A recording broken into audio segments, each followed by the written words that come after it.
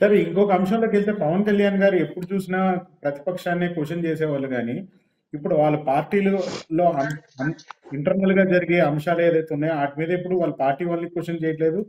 సొసైటీలో ఎవరన్నా క్వెషన్ చేసినా గానీ, ఎవరన్నా జర్నలిస్టులు వాళ్ళు, ఇది గతంలో నుంచే ఉంది అని చెప్పి ఇంకా వైఎస్ఆర్‌సీపీ పైకి నెట్టివేయడానికి ప్రయత్నిస్తున్నారు సార్. అది ఎట్లా చూడొచ్చు?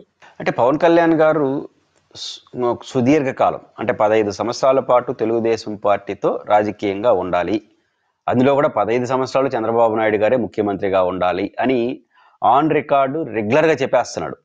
ఒక వ్రతం అంటారు కదా, ఇప్పుడు ఉదాహరణకు మౌన వ్రతం పాటించే వ్రతం తీసుకున్నాం అనుకోండి, మౌనంగానే ఉంటాం. ఎందుకున్నారు మౌనంగా అంటే మనం తీసుకునే మౌన వ్రతం.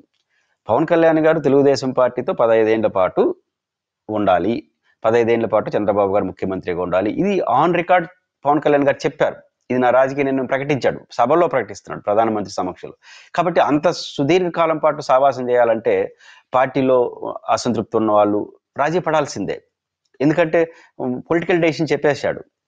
కాబట్టి ఇప్పుడు మాతో బాగుంటే కంటిన్యూ అవుతాం, బాగలేకపోతే కుదరదు అనే రాజకీయం ఉన్నప్పుడు అన్ని పనిచేస్తాయి. ఆ వాటితో సంబంధం లేకుండా 15 ఏళ్ళు ఉన్నారంటే కొన్ని కష్టాలైనా నష్టాలైనా త్యాగాలైనా చేయాల్సిందే. కాబట్టి పార్టీ శ్రేణుల్లో వస్తున్న అసంతృప్తి వాళ్ళు అర్థం చేసుకోవాలి. కాబట్టి అది కుదరదు ఉండాలని ఒకటి. 2, 15 ఏళ్ల పాటు ఉండాలనుకున్న తర్వాత ఏదైనా సమస్య పరిష్కారం అయితే మేము ఈ కాలంలో చేశాం అంటారు, పరిష్కారం కాకపోతే గత ప్రభుత్వం అంటారు. ఇది రాజకీయాల్లో సాధారణంగా వినిపించే భాష. ఈ పవన్ కళ్యాణ్ గారు కొత్తగా మాట్లాడుతున్నారు. ఎందుకంటే ఇప్పుడు అధికారంలోకి వచ్చిన వాళ్ళు కంటిన్యూ అనుకోండి. ఉదాహరణకు పాడేరు మెడికల్ కాలేజ్ ప్రారంభమైంది, ఒక ప్రభుత్వం అనుకుంటే పులివెందుల మదనపల్లి కూడా ప్రారంభించుండొచ్చు. ప్రారంభించేటప్పుడు అది యాక్చువల్ జగన్ గారి పీరియడ్లో పూర్తయింది కదా, పర్మిషన్ వచ్చింది అదే కదా. మరి జగన్ గారు 90% పూర్తి చేసినాడు, నేను మిగతా చేస్తాను అంటారా? అసలు 1 year ఆగేసి మొత్తం మేమే కట్టామంటారు. అట్లే ఉంటాయి రాజకీయ పార్టీలు. 2, ఒకవేళ పరిష్కారం కాలేదనుకో ఈ జగన్ కారణం అంటారు. ఏదన్నా గత ప్రభుత్వంలో వచ్చినటువంటి సానుకూల అంశాన్ని కొనసాగించేటప్పుడు మేమంటారు. లేదనుకో పరిష్కారం కాలేదనుకో, వీళ్ళు పరిష్కారం చేసే పరిస్థితులు లేరనుకో గత ప్రభుత్వం నేనే ఎత్తేస్తారు. ఇట్లాంటి పవన్ కళ్యాణ్ గారు మైక్ కట్ చేసేయటం, తర్వాత ఇది ఇక్కడ మాట్లాడకూడదు అంటాం, ఇట్లాంటి వ్యాఖ్యలు చేయడం ఎంతవరకు కరెక్ట్ సార్?